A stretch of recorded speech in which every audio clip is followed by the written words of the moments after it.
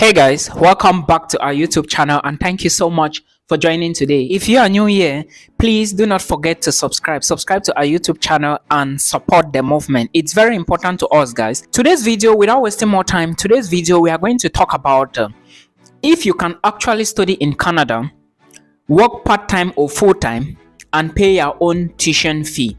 The reason why I decided to make this video is because I know most of us, we are broke. Like I always say, this community is a community of broke people. That is how I look at it, okay? So I want to take you today, let's do some little calculation and you will understand that what you need to do. But first, before I do this calculation, right, remember, put this at the back of your mind that I said, you cannot work in Canada for a period of 1 semester, which is 4 months, and you pay your own tuition fee. It's not possible. If your tuition fee is around 10,000, 12,000 upwards, it's not possible for you to work and pay your own tuition fee. But there is a trick I will give you, all right? And again, I want to tell you that if anybody in these countries, USA, Canada, Australia, New Zealand, Germany, Norway, Sweden, Netherlands, tell you that abroad is difficult, don't come. Tell the person that I said that abroad is not difficult, that I said you should come. So find your way in these countries and hustle. If they tell you that it is difficult, tell them that yes, you want to come and suffer with them together. All right, I hope you understood what I'm saying. Thank you so much. Let's proceed. Now, like I said, we want to do some calculation to see if you can actually pay your tuition fee from jobs, all right, going to school full-time and working in Canada. We are going to be using a rate of $16 per hour. Let's assume, because I think the minimum wage in Canada should be something around that area. If you are educated, if you have some qualifications and you can read and write, you can make at least $16 in Canada per hour. All right, there are a lot of people who are not skilled workers, all right, who cannot read and write, who make this money. So you as an international student should be able to make such money as well. All right, so now I'll be taking a look at my jotter here and I'll be talking about some things that you need to know. Remember, as a student in Canada, you can work 20 hours a week. Someone was asking me if there is a way to manipulate that and work 30 or 40 or more. No, there is no way. If you are going to Canada as a student, know that you cannot cheat the system. If you want to maybe mingle out, then it means that you have to go behind and do some behind stuff. You understand what I mean? You are African, right? So now let's take it at $16 an hour. I will be taking a look at my jotter, so please get your calculators ready. Now, if we take $16 an hour, remember this is for broke people. We want to make sure that you understand. That is why I said, though I'm saying that you cannot pay your tuition fee, go in there and hustle. What is your use in Africa? The others who are there, they are not surviving. They are surviving. So you as well, follow them and go. Now, $16 per hour. Let's say you are going to be working 20 hours per week, right? Let's take 16 times 20. How much will it give you? I just want us to do some calculation. Then you see now that you will not be able to pay your tuition fee, but there are tricks that you can use. Now, 20 hours per hour and you are being paid $16 per hour times 20 hours a week. It's going to give you around $320. I may be wrong, I may be right. Please make sure you do your own conversion, all right, so that you know what you are doing. This is the figure. Before you move to Canada, you should know that this is what you need. If you take that $320 per week, you multiply by 4 weeks, it's going to give you $1,280 per month. Now, this is the money you are going to gather for 1 month. Remember, a semester in school is how many weeks? 4 weeks, right? Or is it 4 months? No, 4 months, right? Then you go for holidays. Then after that, you go for summer break. Now, let's take $1,280, which is the money you are going to make per month. You multiply by 4 months, which is the time you are going to be in school, right? If you multiply this money, you are going to get $5,120 per the 4 months. Not so. This is the money you are going to work within that period as a part-time student who is working 20 hours a week. This is the money you have made for 4 months. And remember, this is the money your employer is going to pay you. You have to pay tax, right?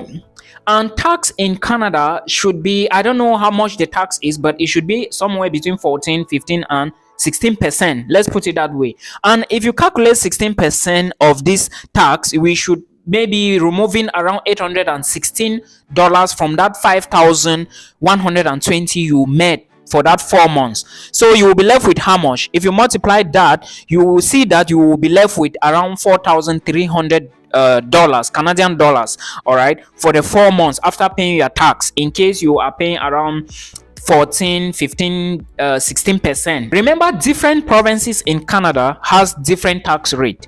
If you go to maybe Ontario and all the other places, Quebec or whatever, all the other provinces, you are going to have different rates of tax. All right. Remember, the minimum wage per the province also varies. The money you are going to spend in Saskatchewan and British Columbia is going to be different from what you will be spending in Ontario and the other places. All right. Within that amount that you still have, remember that's your salary, accommodation. You don't have internet, transportation, food, your tuition fee. You have not removed it. Okay.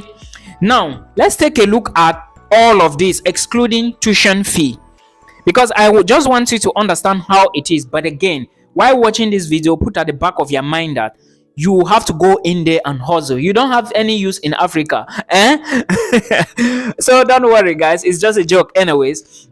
So now let's take accommodation. Let's assume that you are paying accommodation $400, $500. All right.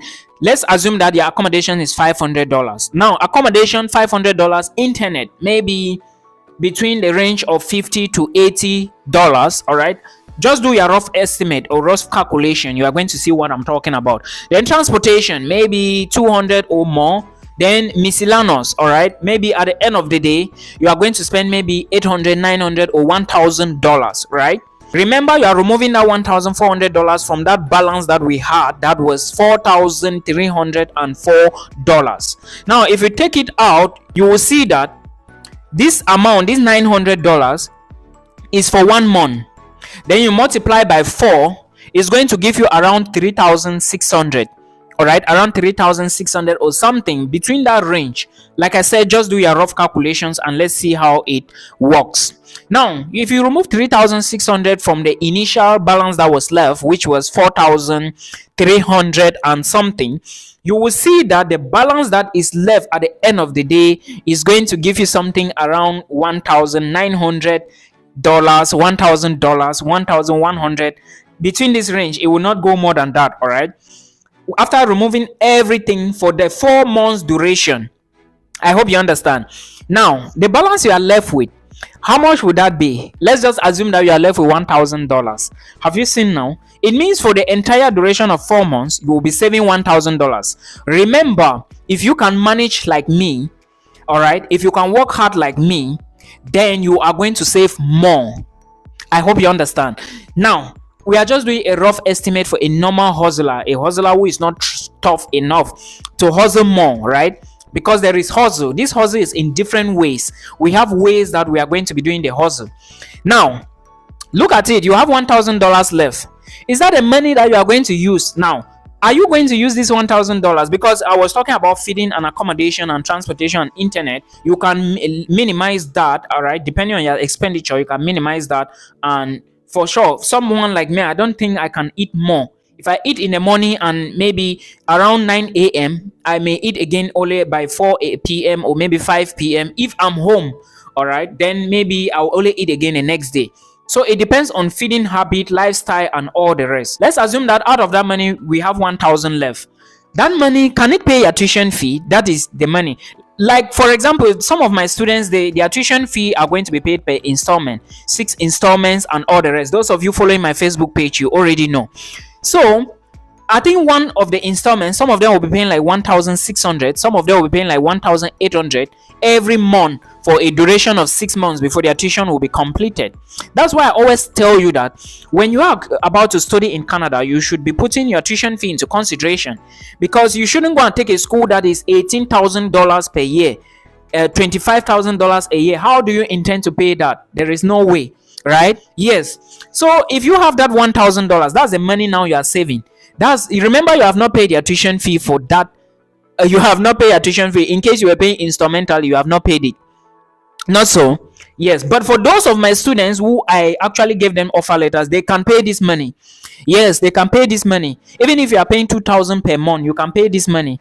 All right. If you are someone who is hardworking, like I always put it, if you are broke, you already know that you are broke. What you need to do now is to hustle hard so that you can pay your bills. So, other things now that you can do to step up your game is, what can you do? If you have driver's license, right, you can go do Uber, you can do taxi. There was a documentary I was watching from one Ghanaian guy who stepped into Canada. He is an international student. The guy said he used 2 days to generate $1,300 from taxi. He didn't stress too much. Just maybe from one area to the airport, one area to the airport. He lives in Ontario. The guy is generating a lot of money from taxi work. So if you have a taxi, you can make more money. If you have Uber, you can make more money. Then if you have maybe, let's say, other jobs that do not go through the machine, maybe you arrange with some people, you do some small petty side jobs by the side, then you save more. Canada, come on, you don't need to sleep. You are broke. So do you want to go to a country like that one and remain broke for the rest of your life? No, you need to step up your game. You need to step up your game. Go and hustle like a great hustle. You are an African, man. You already know.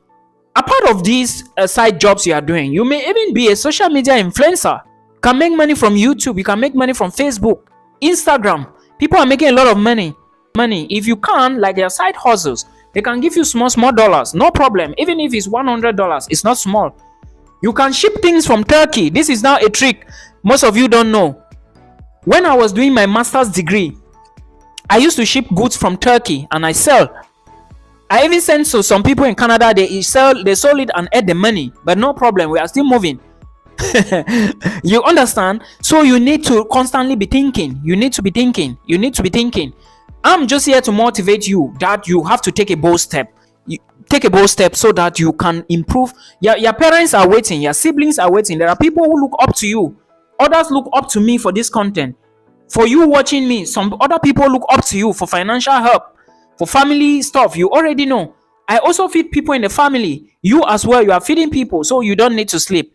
You need money, guys. You need to hustle up. Don't go to Canada and sleep, all right? Now, another thing you can do is, before you go to Canada, make sure that your first semester, which is the first 4 months, you have the tuition fee in your palms. You need to have the tuition fee in your palms. The reason I said you need to have the tuition fee in your palms is because, remember, when you go in, you need to organize. When you are now legal, you can now start hustling. But when you are hustling this money, with your tuition fee in your palms, you are not under stress that you want to pay tuition fee. Your head is calm, then you focus on your part-time job, your 20 hours. When it's holiday time and it's summer, this is the time you have to hustle up. Those of you who have courses that are enormous or many, please avoid taking lectures in the summer. Use the summer to hustle up and fill your pockets. Buckle up, all right, during the summer, so that even if you are going back to school, you will pay your fees. Yes, Canada is not Africa. Guys, don't go there and sleep. If you are broke, you shouldn't sleep. If you are poor, you don't need to sleep. So these are some of the things that you need to know. I just say let me update you, and those that have been asking me if at all they can actually work in Canada more than the 20 hours. It's not possible, but there are other things you could do. You can, even if you are a professional baker in Nigeria or Ghana or Cameroon, why not, or Liberia, when you go in there, social media, what do you use your Facebook to do? Advertise your cakes, advertise your tailoring skills, and tell your colleagues that you do tailoring. You can sew their dresses. Do some of the stuff and you post them. You show people your skills. If you don't show people what you can do, they cannot hire you, they cannot take you, they cannot employ you. Show them what you can offer. All right, before you know, you'll be balling and your parents will be happy for you. Your family will be great again. So these are some of the tricks that you need to take. All right, but again, plan yourself first. Make sure that the first semester you hold all your tuition fee. All right, even if you are not holding it all, at least hold the first 2 months, 2 to 3 months. I always tell people, at least try and hold first 1, 2 to 3 months tuition fee. For those of you paying instrumental payment, doing instrumental payment, it's good to hold the first 3 months so that when you go in, you just pay to them. Then now you hustle up and you do your jobs. All right, then you save. Before that other one expires, you would have enough money to pay again. The tendency, the stress usually comes to international students when they are struggling to pay first installment. I know a lot of us, we move to Canada, we maybe $100, $200, some 150. There is somebody who told me she went to Canada with $100, but today she's big woman, big girl, right? Yes, so you need to think. You really need to think, be thinking. It is not easy, but we need to think. If this information will help you, and please share the video. And if you didn't like the video, please like the video now so that I can get recommendations and equally fit. Till we meet again in another one. Peace.